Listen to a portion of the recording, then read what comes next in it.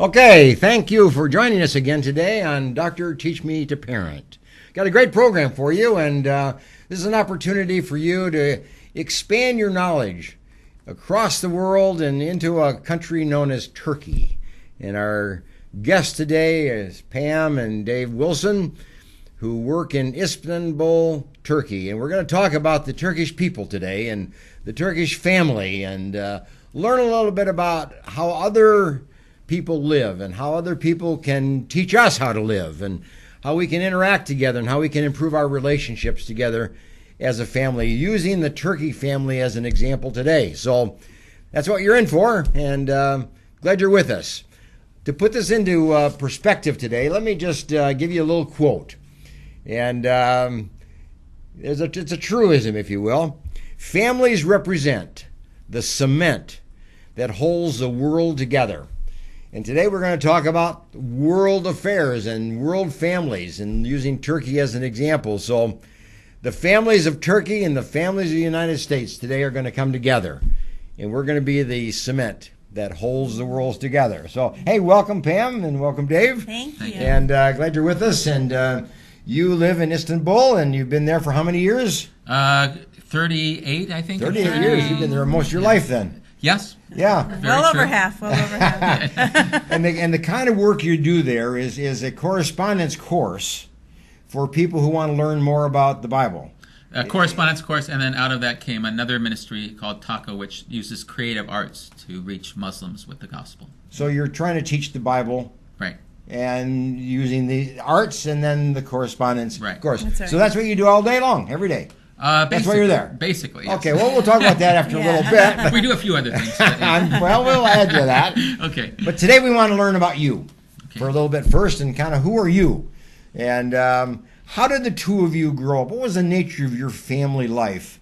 Is there anything that we can learn from the way you guys grew up in your family life? And as parents that are watching our program today, tell us a little bit about your family life and what you like about it, what was good about it, or what wasn't so good about it. Pam, go ahead. I'll start. I'd say from my childhood, my family life, there's certainly things that could be learned, what to do and what not to do, I would say in some ways. Well, you had a little bit of both of those. Yeah, I will. And I had an alcoholic father who worked nights, didn't come from a family where the Bible was taught or where there was much Christian influence at all. So we know an alcoholic father, we know where we're going now, yes, don't we? Yeah, that's Trouble City. You know, but the interesting thing is that's where most of the love came from my parents. I had a mother who was very involved in politics. She was very involved in her job, not so interested so much in her children, I would say. And I would say most of the love came from my alcoholic father. Really? Even that when he was sober, yeah. When he was sober, he was very loving. He was a very loving person. Yeah. That's right. So it's interesting. Just because somebody's an alcoholic does not mean there's other values or other positive character traits in their lives. I'm glad you said that, because I think that's very true. Putting positive things into their family.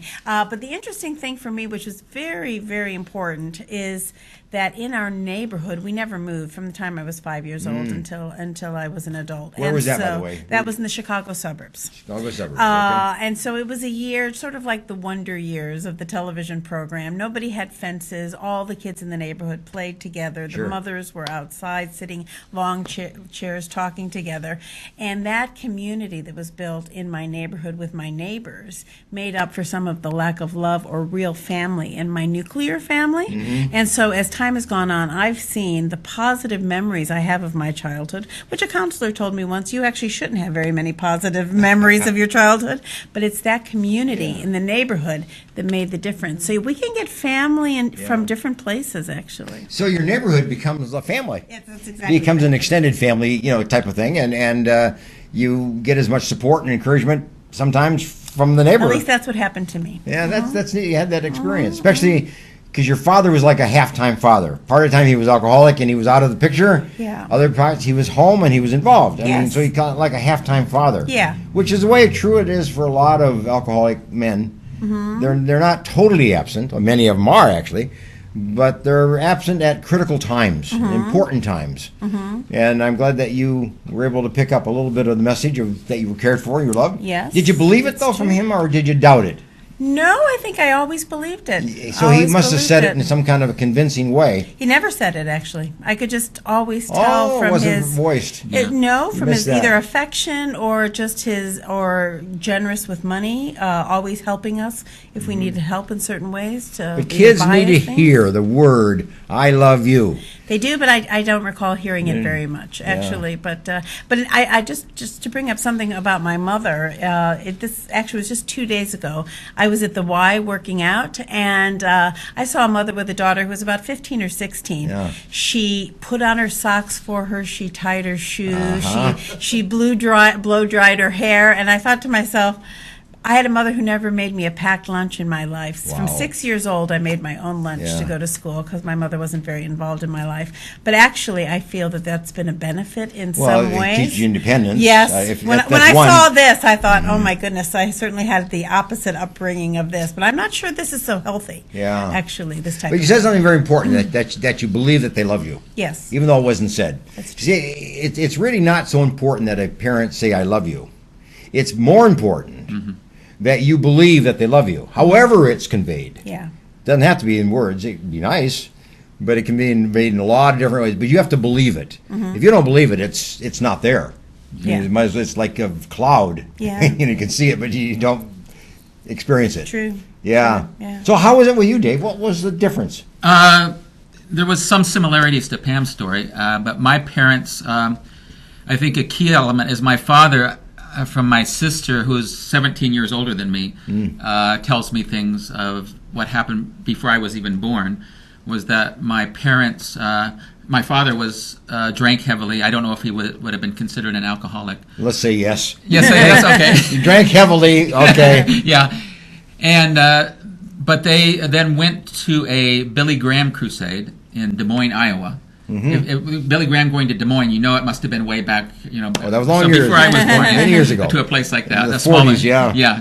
So, and they came to a faith in Jesus at that time, and my dad's life was totally changed. But I didn't see that because I wasn't even born Yeah. yet. So I grew up knowing, much like Pam, but even I'd say on an advanced scale, that my parents loved me very much, even though in a similar way, I almost never heard the words. Yeah, same thing, yeah. But my dad, for example, taught me, spent hours and hours teaching me sports, and would go out into the yard after work and play catch with me with baseball, and then our connection really came from sports, which I did throughout So high that school. bonded you together. Yeah, As he came man to and- everything I ever did. He worked with me. And even up until he died, there was just this knowing that he loved me greatly. So you knew and it. my mom too. You knew it. I knew it, And you believed it. absolutely, and it affected our relationship. I always had a great respect. It's amazing, isn't it? Both your parents never said the word "I love you," but they conveyed it in a lot of other ways. Yes, absolutely. That's the 40s, the 50s. When parents didn't express themselves as well Right. Yeah, it's true. and as clearly and directly. Today, I think parents do a little bit better at that. But in the 50s, I don't think parents necessarily would say, "I love you." They just knew that they did, and that you apparently knew that they did, and you went on with life with that assumption. I think it shows that actions are probably a lot more important than Yeah. words, actually. Yeah. But still, we say those words are important. Yeah. Yeah. And I still recommend that parents today say those words, as well as convey it in a lot of other ways, as well, because Sure. you don't want a kid to miss the point. If you're, as a parent, caring for them and loving them and appreciating them and making sure that they're welcome in the family. Every Right. kid is welcome in the family. Yeah. Amen. So what was family life like? I mean, did you have a large family, and did you do things together, or were you pretty separated as siblings and from extended family, grandparents, and that kind of thing? In my family, I only have one sibling, so it was just the four of us. Had a father that worked nights and a mother that worked days, so we didn't do a whole lot as a nuclear family. Yeah. But however, I'm Armenian, so an Armenian family is very close on the They are a very extended close family. family, yeah. So my cousins are almost as close to me as my sister. So Yes. and we were every holiday and birthday together with our extended family. So the family was then a big deal, Yeah. Oh, yeah. Very much. even though it was a small family, let's say. Yeah. But it was very important that they are together. Yeah. I recommend that. I recommend that. Kids today need that nuclear family, that whether it's large or small. And we always think a large family has certain value and very good, but kids need that sense of being part of a larger group, and it's family. And that gives them that sense of belonging, that sense of acceptance, that sense of importance that kids need. I hope that Yes, that's came true. to you. Armenian background. Yeah. You're right in town here. You're good. I know I am. Yeah. What was how about you in the family Yeah, I life? had two brothers and a sister who were all much older than me. As I said before, my sister is 17 years older than me. My second oldest sibling was 15 years older than me, and my youngest sibling was 10 years older than me. So my sister was almost like a second mother. I was going to say you had this age family, age range. But they were very involved in my life. My brother, talking of sports, he's the one that really spent a lot of time with me, as well as my dad, in teaching me and training me in sports. And I'm very, very close with all of them up until today. We have great relationships. See, that's the thing. That when you have that as kids, you bond together as a family. That lasts all of life. Yeah. And it'll go right to your death. I mean, where you have this sense of, I'm part of one. I'm part of a family. I'm part of a larger group. They are you and you are them. Yeah. That's super, isn't it? Fantastic. Hey, we're going to take a break. And you get a cup of coffee for a moment. But when we come back, I want to ask you this question. You live in Turkey. You've been there 35 years. Where is Turkey? And can you tell us a little bit about Turkey? How does it structure itself, and politically, and in the government, and the religious background, and the distribution of people? Sure. Tell us a little bit about Turkey when we get back, okay? Get a cup of coffee, we'll see you in a little bit.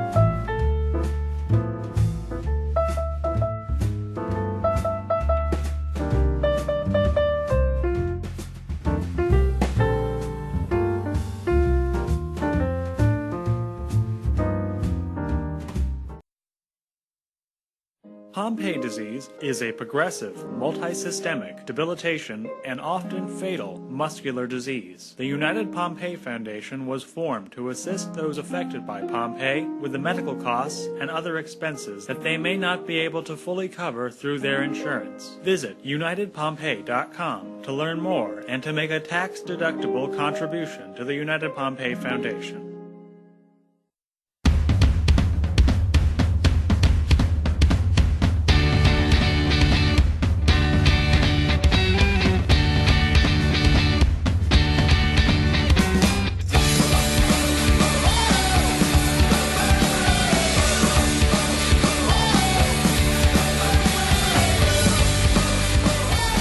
When I set foot on the campus to come visit it, I was struck by how open and how welcoming the students and the professors were. Coming to Gordon was like coming home. I think intentional community is what Jesus modeled with his disciples, and Gordon has really fostered a good place for intentional community to happen. Gordon is a place where you can meet people from all over the world and hear their stories. I meet a lot of different people who are shaping who I am today. Gordon seeks to graduate men and women of character and of leadership, and the world is the place where Gordon students belong. Choosing to go to Gordon was, I think, one of the best decisions I've made in my life. Expect to be changed.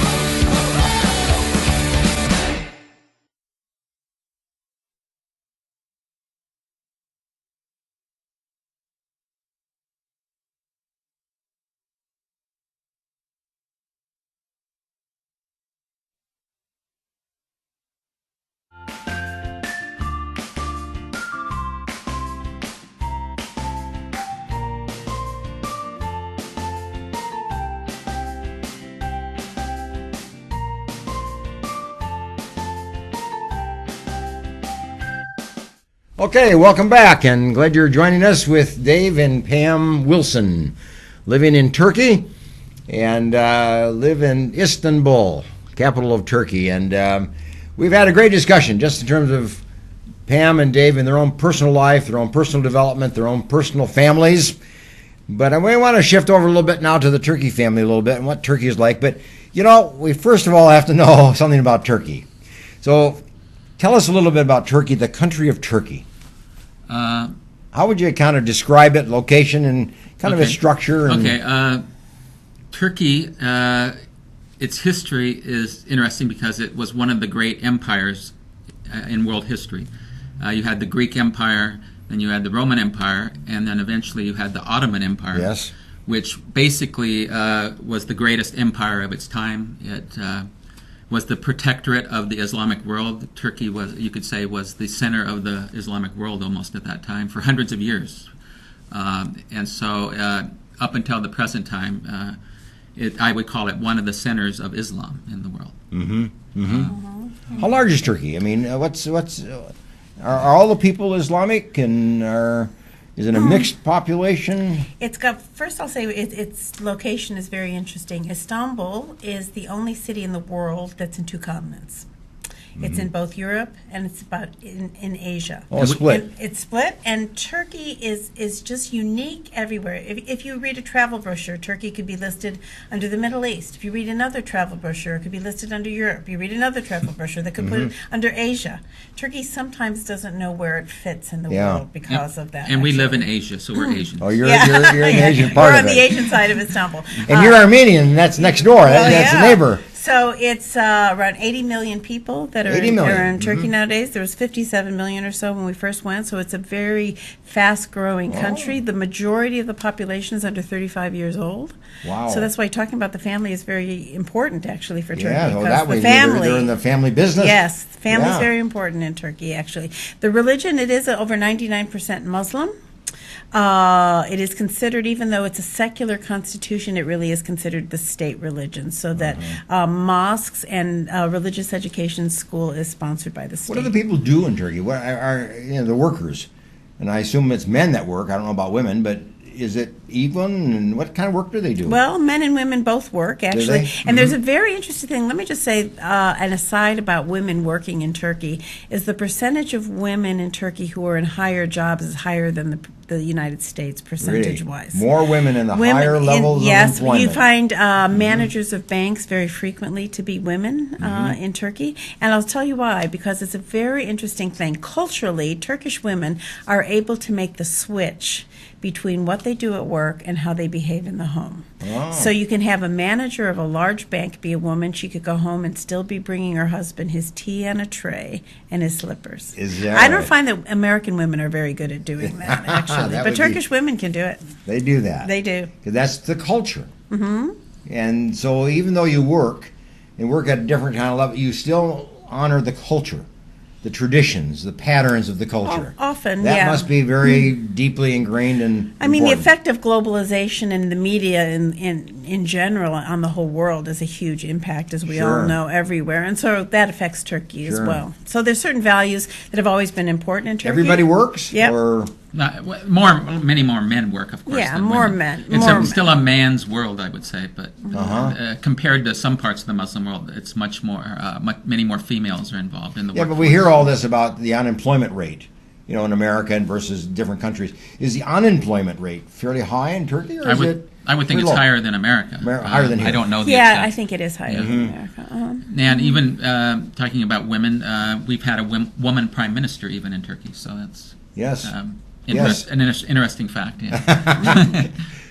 But it's an interesting country to be in. I mean, as you travel, it's beautiful. It's a beautiful country. Beautiful country. Many biblical sites are in Turkey. It has many beautiful seaside resorts. It's on the Mediterranean and the Aegean Seas. It's a beautiful country that many people don't know about, but it's on the level of the French Riviera. Yeah, we've been there, and I can appreciate the beauty of it, because it really is a beautiful. Yes. We've traveled throughout the countryside, and so it's a very nice country. Mm-hmm. And the people were friendly. Are you afraid to live in Turkey? Is it a fearful country? Do you have to be afraid at night and afraid where you live, or is it a fairly secure? Unlike America, Istanbul is a city of over 15 million people, so bigger than any city in America. And I would not be afraid to walk anywhere in the city at night. No, there's not that type of crime, I would say, in Turkey that we have here. I'm less afraid in Istanbul than walking at night in Fresno. Is that right? Yes. Is that right? Yeah. Well, we can learn that then. Why? I guess the question is, why is that a safe city, a safe country? Oh, wow. That's a hard question. Why would you feel safe there? I'll give you an example from one of my Turkish neighbors. Her daughter won an internship at MIT, which, of course, is a very prestigious thing to have won. Best school in the country. Her mother would not let her go because America being such a violent country. Yes. Because American violence is so random. You don't know if it's going to be a shopping mall, a school, a post office. That's right. On the street. Turkey's incidents of violence that happen are usually civil war related between the Kurds and the Turkish army right now, or it's very much a family honor killing in terms of families. There is very, very little random violence in Turkey. Almost none. Yeah, be very specific. Whereas America's violence is very random. Yeah. There might be Muslim terrorist attacks on very secular, what they would feel were sinful places or sinful people. But even that's been years since that happened. So that kind of violence is not common at all. No. I mean, maybe a random event or something, but not a very common one at all. I'm glad to hear that you really feel safe and very comfortable there. So you can come in the day, go at night. I mean, right? Yes. Yeah. Yep, absolutely. It's very interesting, yeah. Okay, why are you there? I mean, you obviously moved there 40 years ago almost, and you had a purpose. So why are you there? What do you do? What's your contribution to Turkey? Well, we're there, I guess you could say, as ambassadors, or but not of a worldly government, but not of the kingdom of God. So our purpose is that we feel that we've been called there by our president, our prime minister, which is Jesus. And we're there to proclaim his kingdom in Turkey. That's great. So how do you do that? I mean, are you you stand on the street and talk to people? Do you go to homes and talk to people? Do you have like a little church? Do you have like a little group that you meet with? How do you do that? We do it mainly through something called the Bible Correspondence Course, which is it is a Bible Correspondence Course, but it's more of an evangelistic tool that you could say throws a net over the country of Turkey through various means to find interested people in the Bible, in Jesus, in some alternative to Islam that they're looking for, and we provide that by different means. So if Pam wanted to learn a little bit about the Bible, she'd contact you, and you would send her something to read and some answers to complete, and then she would do that? But it's much more than that. That's exactly what the initial contact point would be. But we advertise in newspapers, on internet. We have websites. We have Facebook. We have all these different tools we use. We go out on the streets. Online chat on our website, and it's increasingly common that people don't want to fill out any course. They just want to chat with somebody face to face about the questions they have about Jesus and Christianity. So are the Turkish people interested in religion besides the Muslim or the Islamic religion? I mean, is that many more than in the past, because there's more opportunities, in a sense, to be disillusioned with Islam in the world that we see today. I see. And right now, probably our Bible Correspondence Course is sending out, I just had a text message, actually, that last week they sent out 1,000 packages, people who had contacted the course. These are new people that These are brand new that would people. like to complete a course or about the Bible. Get more information. More information. Some it's curiosity. Some it's they're in an empty place in their lives, and they're looking for something else, and they're looking for alternatives to Islam or to some. We get communists who call in. We get fanatic Muslims who call. We get Islamic theology students who are fed up. They're actually studying it in university, and they're fed up with it and contact us for an alternative. So they want more. They want something different, but they want more. Yeah, yeah. So if I filled out a course, if I filled out a page or a lesson or whatever you call that, I send that to you, and then you somehow interact with me? We have a network around the country of people who work with us, who partner with us. It could be churches or church planters or individuals who are looking to do the same thing we are. Who are doing the follow-up of you. Right. So the person who would be, for example, responsible for Fresno would contact you to say, come join a Bible study, come meet people who already believe this. Oh, so This is little the key. groups would then come together Yes. to talk and discuss Yes. the Bible. And become churches. Uh-huh. Yeah. Yeah, we've seen churches started. That's how a church starts over there? We have people in a city who use our course as the main means to start a church. Really? Yeah. Uh-huh. So what is it about the Bible that seems to attract interest? I mean, Bible's the Bible. I would say what is it about it? the one word that you could summarize it with that's so different than Islam is God is love. I would say love is, if you're looking for a key word or key feeling or a key thing, it's love. That a God of love who is at his core, he loves us, period. And that is absent in Islam. So the Islamic people want to learn about that? Yeah, I mean, because it's a thing in all of our hearts that I think we're all looking for, and if they don't find it in their common bonding religion of Islam, so they're looking for it outside of that. There's millions in the world, millions of Muslims in the world today who are disillusioned with Islam and are looking for an alternative. And you kind of do this through the coursework. Yeah. So it's kind of like an online education program. Yeah. I mean, essentially. Yeah. And then you have a lesson, a correspondence course would be 10 lessons or something? Oh, I could go on. We have probably 100 courses. We have 50, 100. I don't even know the number anymore. Because a key thing is, if somebody does come to Christ in Turkey, they could easily be 20 hours away from the nearest church. So our courses are the only way they get discipled. And we have Turkish believers who disciple by the phone, these people who are isolated. I see. So actually they can learn a little bit and then learn a little bit more and a little bit more. So that's the idea, that as they want to learn more, you provide additional courses or classes or topics for them to study. Yes. Or if they get added to it, this is very common. They don't even do a course. They just contact us, and we can see their interest is already so great that the local follow-up team follows them up. They get added to the church right away, and that's the end of them when it comes to the course. But we've already achieved our goal because it's adding them to the church. Actually, we encourage our follow-up people to call them immediately if they're brave enough to do that, or send them an email or a message. A little while ago you said, though, that the average age is quite young. What did you say, it was 30-something? Between 18 and 35 is something like that. Largest group. So are you dealing with then these 30, 35-year-old as compared to high school kids or college students or the older population? Is it a little bit of everybody, or who's interested in this? It's mainly the younger. It would be the younger. But again, 18 to 35 would be your key target audience. That's the age. They're really interested in studying, knowing a little bit more Much about... more than the older people. Is that right? Yeah. So they start with kind of world religion, and they come right down to Christianity and wanting to know more about it. Yeah. So you're on the cutting edge of that. Yeah, it's exciting to be a small part of what God is doing in Turkey and beyond. Yeah. It's great, yeah. Hey, we're going to take another break. Okay. And when you come back, I want to ask you the question about the Turkey family. You know, we have the American family. We have our ways of doing things. And it's changed recently. We have a different culture today than we did 25 years ago. What about Turkey? Are they raising their kids today as they did 1,000 years ago? Or what? So we're going to come back and talk about the Turkey family. So get your coffee and come on back, and we'll pick it up in about a minute and a half.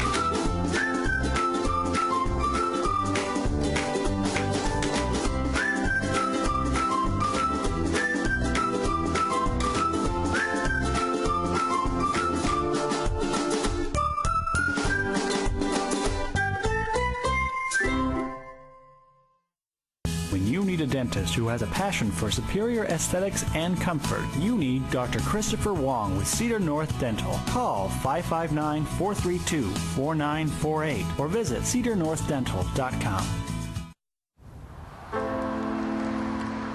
Hey! Try to close the club. Tanya, come here. At Boys and Girls Clubs, it's not just about trying new things. Kitchen in my hometown. It's not about learning the right steps. 4, or making contact. 5, 6, 7, 8. It's not about exploring the future. It's about helping them build it. It's about taking steps to greatness. About making a connection. It's about proving every kid and teen has what it takes. It's about people in our clubs who bring out the greatness in every kid who enters our doors. It's not just about being on stage. It's about walking across it. Great futures start here, and here, and here. Sat7 is a Christian media network that uses uncensored satellite television to broadcast across the Middle East and North Africa, and is also available globally online.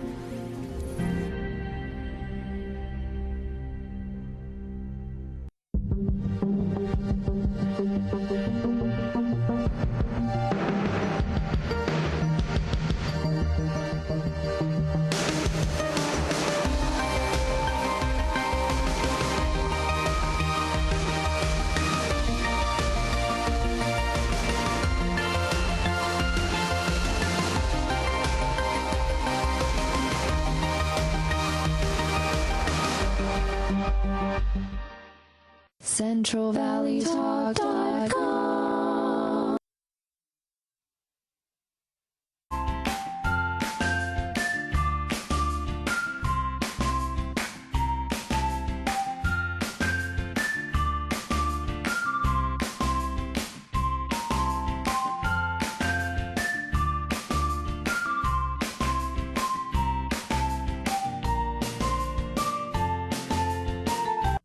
Okay, welcome back, and I'm glad you got your coffee because we are going into a good discussion with Dave and Pam Wilson from Istanbul, Turkey.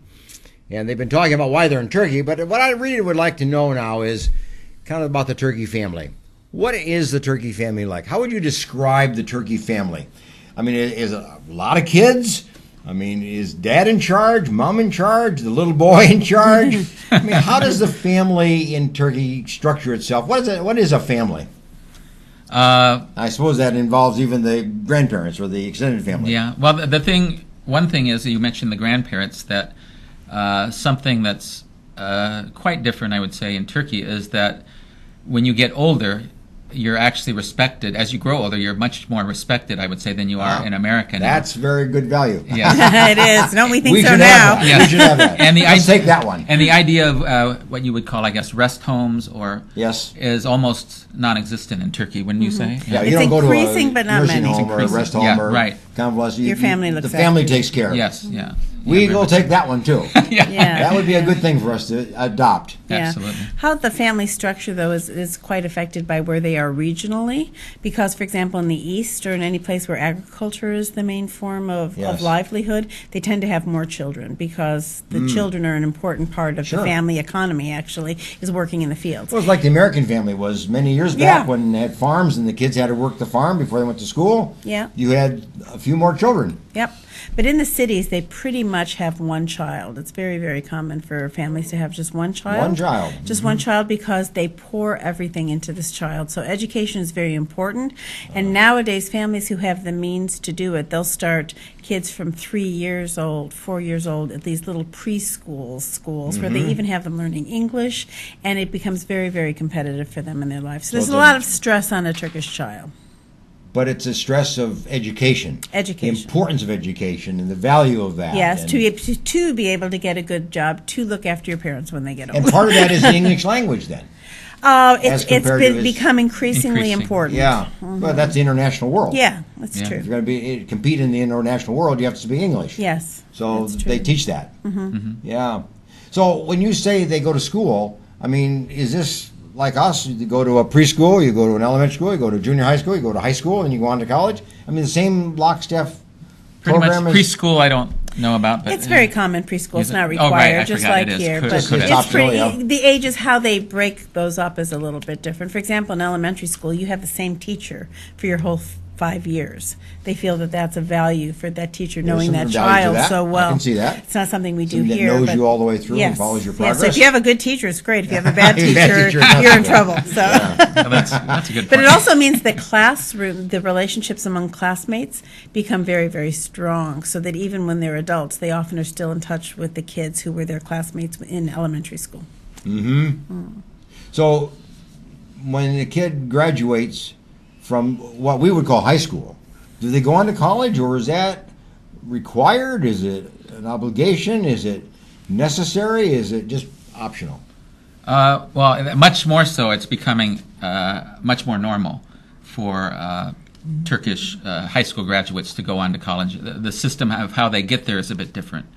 They have these, what would you call them? University preparatory schools. Preparatory schools. For those who don't have great grades, they can go to the preparatory school. To get ready to go to. Right. I see. So that they can pass the test to get into college. Sure. Yes.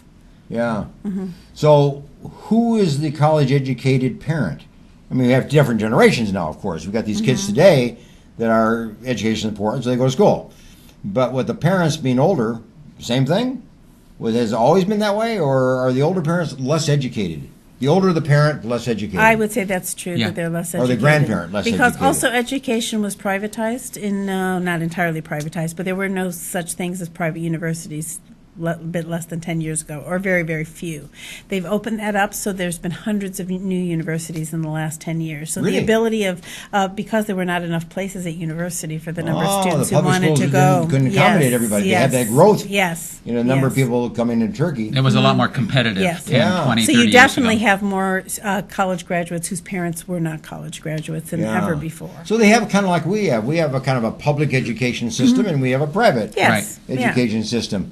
But what you're saying there is that that private education system is growing in Very the much. number of schools. Very much. Yeah. At the lower levels too, high school, as compared to just, or is it just college pretty much? One of the things is current religious, the current party in power, I would say, is more Yeah. religious government than we've had in previous years. And so they've reinstituted a type of school that's called Imam Hatip, which is sort of it's sort of like the A parochial. a parochial school, parochial school in America, schools yeah. actually, and training for to be an imam, a priest. You know, that's Sure. the training you would go through if you were on that track.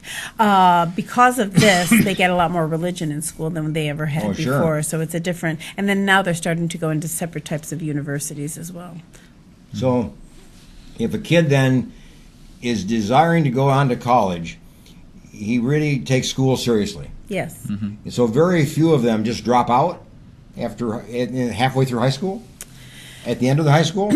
It would be somewhat socioeconomically decided in some ways, because particularly, again, amongst rural families, Yeah.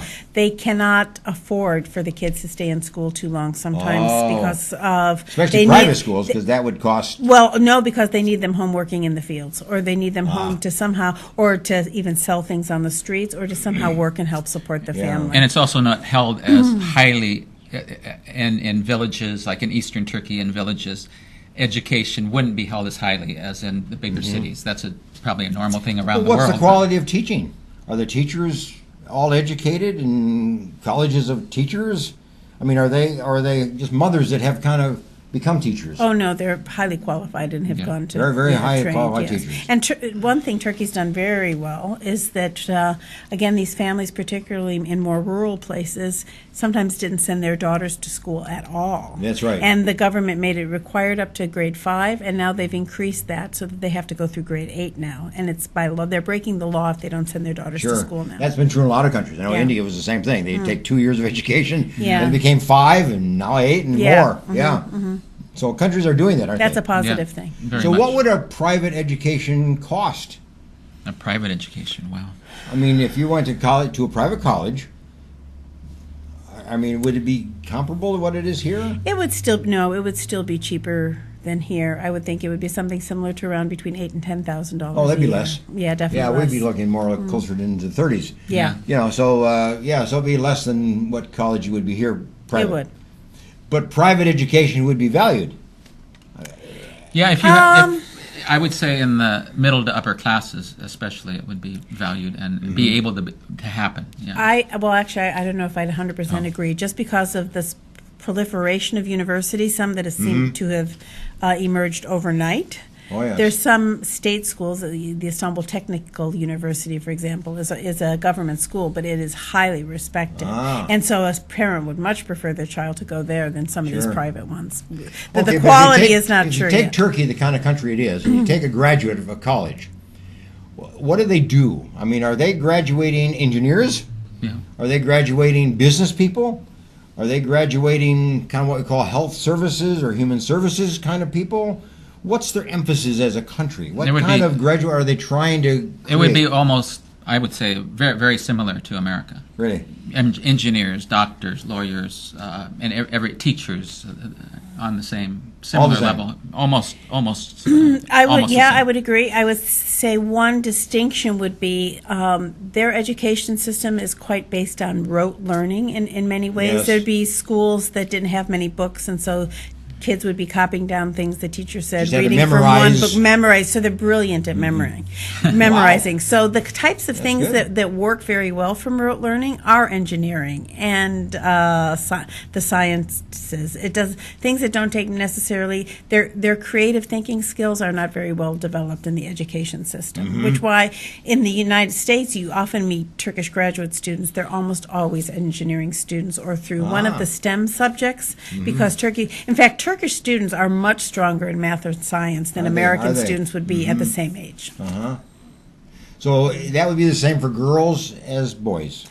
Up to grade 8, yes. Yeah. So it's valued. So would parents then make that a priority? I gather they have to save money, get their kids to school. So I gather parents make that a priority. They plan ahead. They do. Or they go into debt. That's more likely.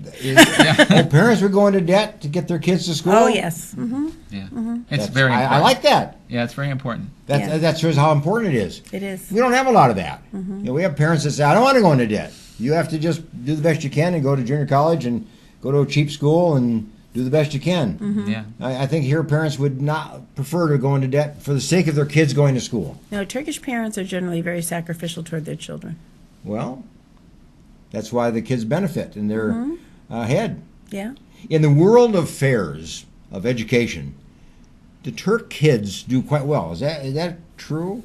When you compare them against other countries of the world, and when you compare them to America, I don't think Turk kids do relatively well in education in their standards or their outcome.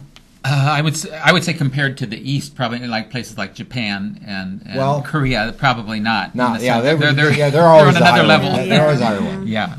Yeah. But I don't know. What do you? Yeah, kind of in the middle, I would say. That's where I would put it. Yeah. Kind of in the upper middle. The United States is not. Yeah, right. Yeah, we're way down. So, but that's what I've always heard about Turkey is that because of the emphasis on education, those kids do well, and as they compare themselves internationally. They do quite well. So you got to be proud of themselves. Yeah, absolutely. For that. Yeah, for sure. Hey, we're going to take a break, and then we're going to come back and kind of wrap it up. And I want you to tell us, the American family, what we can do better, based on what you know of the Turkish family. What can we learn from the Turkish family that we can do things better? So make sure you get back. 1 minute break, okay?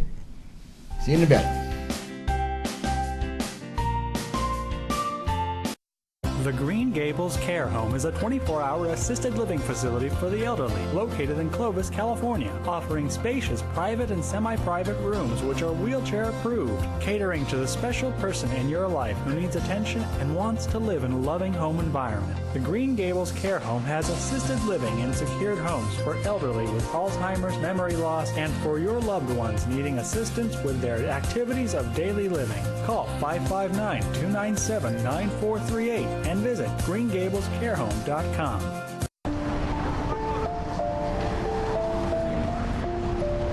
Sometimes good intentions hurt rather than help.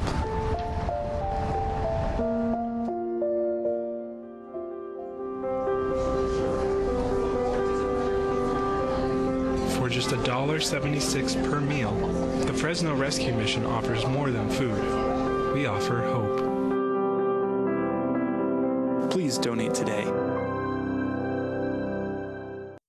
Do you need a locksmith? Layman's Lock and Safe Service and Repair is available for you. 559-228-1805. Gained a lot, learned a lot, and got a lot of love. If it weren't for the knowledge that I had gained from the classes at PCC, I probably wouldn't be the mom I am today. See, there it goes.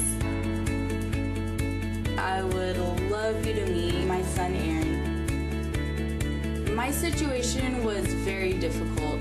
I didn't know how my life was going to turn out. We graduated in June 2010 and we got married in July. And through family, the Pregnancy Care Center changed our lives.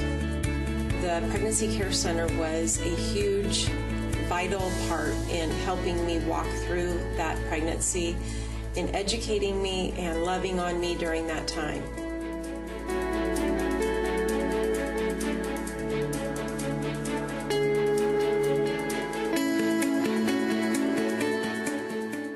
Choosing a Medicare plan can be difficult and frustrating. Susan Hatch can guide you through the Medicare maze and help find the right plan for you. Susan helps people understand the confusing and drastic changes that occur every year in Medicare. Susan will only recommend plans that will protect your assets and allow you to continue to see your personal doctor. As a 100% independent agent, Susan is not controlled by any particular insurance company to steer a person onto any one particular plan. Susan was awarded the #1 Medicare supplement agent in California. Look for Susan's Medicare question and answers every Monday in the Fresno Bee. Call Susan at 559-307-2287 and visit MedicareToday.net. CentralValleyTalk.com.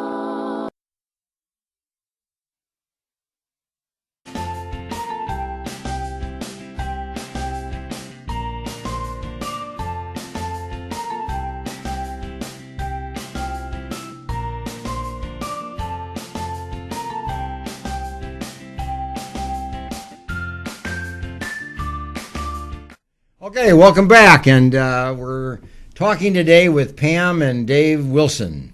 Istanbul, Turkey is where they live, where they work, and been there for almost 40 years now. And they've gotten to know the Turkish people, they've gotten to know the Turkish family, and they appreciate the educational system of the Turks and the family. And I just kind of like to ask you that question. What can we as an American family learn from the Turkish family? Is there some unique thing that they do that might be good for us to consider doing? Well, the family, I would say, is a lot more honored and respected as a unit than in America. They, which is actually good and bad. It brings them very closely together. But if someone wants to go against the grain of the family belief system or the way they operate, it's a lot harder to go against that. Well, let's take it this way. A rebellious teenager, they go against the grain of the American family. Mm-hmm. And a lot of families will just put up with that and let the kid stay there and be a rebellious kid in the home. Would the same thing there, or would that kid be removed from the family then if he's going to be a rebellious kid to the patterns of family life? Well, there's probably a line that's crossed, but since we work in the area of sharing our faith, a different faith than they would mostly believe in, if a child in a family, whatever age that may be, decided to go against this family religion, yes, that could very easily happen, that they'd be thrown out of the family, that they would run into some issues in most circumstances of some kind. There's very few families in Turkey. If someone, for example, became a Christian, there wouldn't be repercussions of some type, depending on how religious that family is. The family is the family. They want everybody to be in the family, behaving the same, believing the same, acting the same, supporting each other. Yeah. I mean, that's a tightly knit, bonded much family. more so than here. That if you go against the and not just in religion, but in other ways. Because the family honor is so important. Family honor is important. Yeah, it's very, very important. Yes, very much. And do you value that? I mean, when you see us operate there, I mean, do you tend to value that in the family, the Turkish family? You're outsiders. You're not Turks. So, I mean, do you appreciate the importance of that? I appreciate it. I appreciate the trust that's in the family. The Turkish society, when there's been sociological studies about trust within different cultures and societies, Turkey ranks as one of the lowest in the world is in trust, because trust is only within the family. It isn't to people outside. So both not just the nuclear, but also the extended family, you would trust, which is why there's, even though it's illegal now to marry your cousin, that's why you had a lot of marriage within cousins in Muslim cultures, because the only trust was in the family. So you trusted a relative more than you did somebody from the outside. You're going to be true and honest and open with your family. Yes. You may not be with your neighbor. Right. Yeah. Or very much the next country. Right. But you are in your own home and your own family. And your biggest fear is bringing shame on the honor of your family. On the family. And really, if that was lifted or somehow could somehow be changed, even though I like it as a general value for people coming to Christ, there's many people who would come to Christ in Turkey if they weren't afraid about bringing shame on their family. Mm-hmm. So who is in charge of the family then? I mean, who is the ultimate decision maker? Well, in every circumstance, it would be the man. It is. Yeah. Mm-hmm. Yeah. And it's clear. Yeah. Well, except in my big fat Greek wedding. He may be the head, but I am the neck that turns the head. That's it. We all remember that. The Turkish mother often has a lot of influence in the family as well. Important. But I mean, it's right. It is not as much as here, though. It's still patriarchal, but it's still the wife and the mother is important. Mm-hmm. And particularly in terms of religion, it's often the mother in the home that guides how religious the family is going to be. Oh, is that right? She sets the religious tone. Usually, it's more the woman who is more religious than the man. Yeah. Often in many Turkish families. Yeah. So when it comes to religion, it's the woman's leadership. And sometimes it's her superstition as well. Something that we call folk Islam, which is the belief in evil spirits, the belief in things if the supernatural is much more the woman's realm than the man's. I see. Mm-hmm. Yeah. So what about education? Who encourages education? Is that the dad, or is that the mother, or is it a both? I'd say it's both. Yeah, both. Yeah, that'd be kind of both. They would both support that. Yeah, I think so. Who raises the money for the family? Is that even pretty much, or does father always make more money than the mother when they're both working? Probably. I mean, the man would be the main person who would be the breadwinner for the family, almost always. Mm-hmm. And if a woman worked, most likely he would be making. And then more you money. said that the elderly parents are cared for by the kids, right? Mm-hmm. I mean, they aren't sent somewhere. Not usually. Not usually. That's starting to happen more, but that's the influence of the West, I think, on Turkey. Uh-huh. Mm-hmm. Yeah. So the home is really a kind of self-sustaining. They encourage each other, they work together, they have an honor, they have a common commitment, they have a common faith, they have a common practice of life. Yeah. And everybody that works would be putting their money into the whole family. It wouldn't be individualistic like it is in America. So there's a family pot. Generally. That we put all our money into. Everybody if contributes. Needed, yeah. And that's what you live out of. Yeah. Very interesting way of doing it. Mm-hmm. It is. So do you value their home life? I mean, do you really see something really good that, what you've been saying, that we ought to be thinking about that? Sure, for sure. But as Pam said, it goes against the idea of loving your neighbor to the degree that we would place in the Christian religion, for example. We would place a lot more emphasis on that we're the family of God, which is more important, as important in one sense as the nuclear family. Sure. Yeah. So what about the extended family? It'd be grandparents and aunts and uncles and so on.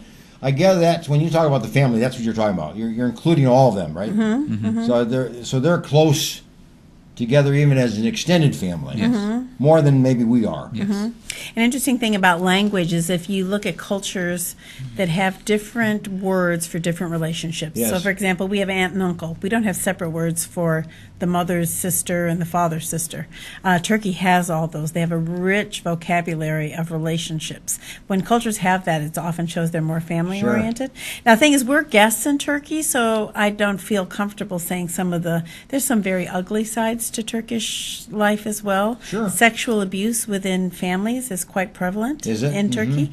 That's not a very pleasant thing about being in a Turkish family often. Yes. And it can be both female and male these days. So that's a negative thing. As guests, I don't want to overplay those types of things. Well, but it's there. It's part of of course, the culture you know, and part of it's the family. any unregenerate family in any place What in about the crime rate, world. for instance? Sure. What about crime rate? High, low? Much lower, I would say, than America. Yeah. Because you said you feel safe. Yeah. You know, walking the streets and so Yeah. on, which means that they're not mugging people. And, Not anything compared. In tourist areas, you get it just like you would Well, in every everywhere else, tourist too. place. Yeah, pickpocketing and things like that. Yeah, pickpocketing. Yeah, we were always warned about that. Yeah. That's the big thing, isn't it? That's one of them, yeah. You know, before we break up for today, you mentioned that you have what you call this taco program or ministry, series of events. And that means something to us. Taco means something different to you. Yes. So what is this taco ministry that you do? What is that? Well, it came, we shared about the Bible Correspondence Course, and it came as, again, with the Bible Correspondence Course, the idea was to reach Turkish Muslims by any means possible. And one of the things that came out of that was a thing called TACO, which is a creative arts ministry that brings musicians, artists of all types of different backgrounds, dancers, artists, visual artists, musicians, world champion unicyclists, everything you can think of that's done with excellence. And we use that as a means to go into various countries, not just Turkey. It has expanded to, we've been in 16 countries up until now. Where do these people come from? Where all these artists come from? From all over the world. We have a network that has been built up over time of a network of artists, and more hear about what we're doing and contact us. Very rarely do we go out and find them. We get people constantly contacting us. So if I was an excellent drummer, yes, you might invite me to come to Turkey for a week? 2 weeks. And send me off to some place to play the drums as a... Yep. We'd probably put a band together, and you would be part of the band, and we'd send you off to use your gift to tell people about Jesus. Is that right? Yeah. So if I was an artist, or if I was a juggler? Yep. We've had jugglers, and almost anything you can think of, we've had. Is that right? We've had jugglers. We have a guy who comes regularly now every year, who's I guess you could best explain it as he's a trapeze artist. Oh, yes. And so we have a guy like Aerial that. arts. Yeah, aerial arts is what it's called. So, yeah, visual artists. Yeah, people love that, I assume. Yeah, illusionists. We have illusionists come regularly. So to use their gifts as a tool to share the gospel with Muslims. Yeah. That sounds like that keeps you pretty busy. It does. You get that all coordinated. So where do they do this? Like in the malls of different big cities, or? Again, almost everywhere you can think of. City squares, malls. We've gone into many shopping malls and done this. Cultural centers. Every place you can think of, we've been. Yeah. City streets. Sometimes we do it officially, and sometimes we do it spontaneously on the streets and in different places. Very interesting. Yeah. You guys live an interesting life. Thank you. I mean, you aren't bored. No. Not too much. Yeah. You aren't bored at all. Not too much. But before we go, we're going to end here now, but tell us this. What is it that you do over there in Turkey that you want us to kind of identify with you? I mean, what is the main purpose that you're there for that we can always say, okay, Wilsons, they do this. That's why they're there. What is that? I think when I introduced what we do, we really feel that we're an ambassador. We're ambassadors for our King, who is Jesus, and to see his kingdom be replicated wherever we go, in whatever country, whatever place we go, and work with people in conjunction with people who have a vision, the same identical vision that we do. So those people that want to learn about Christianity, you're there. Yeah.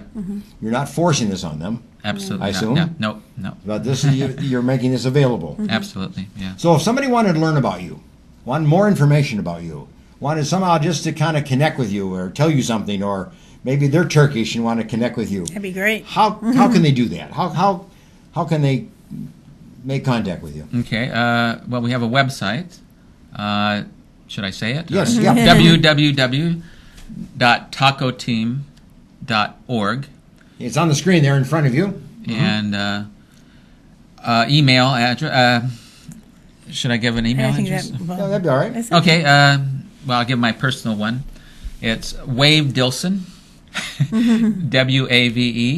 WAVEDILSON @gmail.com. Okay. But the website is probably the best way to connect with you. Right, And they if can they do it want there. more information or they wanted to make a contribution to the work you're doing, Sure. they yeah. can send that in there, right? Absolutely. And you'd be very welcome to Yes. hear from them. Absolutely. What's the last word you have for our American family? Go ahead. I don't have, no word came to mind, but you One word. The Bible says God sets them in families. One political party sometimes says to the other that we're more family oriented, but everything is always about families everywhere. And we're grateful that God sets us in families. And those of us who are alone, God has put us in a family when you're part of God's forever family. Excellent. Amen. Let me give you a tip for the day, a parenting tip for the day, and I'll kind of bring it together around this particular parenting tip, all right? True families are made up of people whose hearts beat as one. And then when you have kids and you have mom and dad and grandparents and so on, a true family, you are united. Your heart beats as one. You have the same theme. You have the same purpose. You have the same values that you live by.